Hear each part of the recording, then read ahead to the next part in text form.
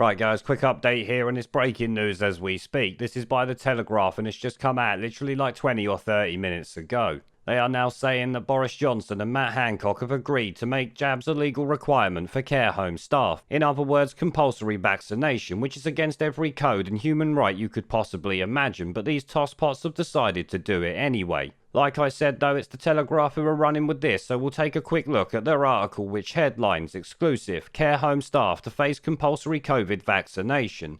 Leaked cabinet plans reveal that Prime Minister and Health Secretary have agreed to make jabs a legal requirement. Which obviously might shock a few of you, but some of you have been saying this would be coming for a while, and indeed I think I covered when they were talking about doing this a couple of months ago. It seems it's finally been decided on. Now this could obviously have ramifications for people who are not working in the care industry, because if they can pass it for this, then they can pass it for anything, and before you know it, we literally have compulsory vaccinations across the board here. It goes on, leaked details of a paper submitted to the COVID-19 Operations Cabinet Subcommittee last week showed that the Prime Minister and Health Secretary have requested the change in the law. Ministers feel compelled to act amid alarm at the low take-up of vaccines among staff in care homes where many of those most at risk from the virus live. Only around a quarter of homes in London and half in other parts of England have reached the levels of vaccination among staff and residents deemed safe by government scientists, who are obviously to be believed because they've done so well so far. If the law change is voted through, it's likely that the vast majority of 1.5 million people who work in England's adult social care sector will be legally bound to have a COVID vaccination.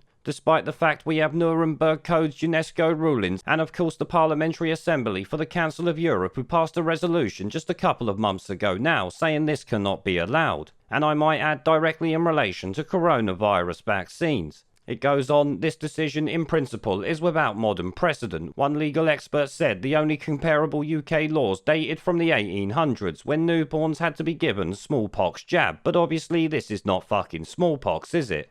Legally forcing scores of workers to get a jab raises huge legal and moral questions. Ministers have previously called similar ideas discriminatory because obviously they are.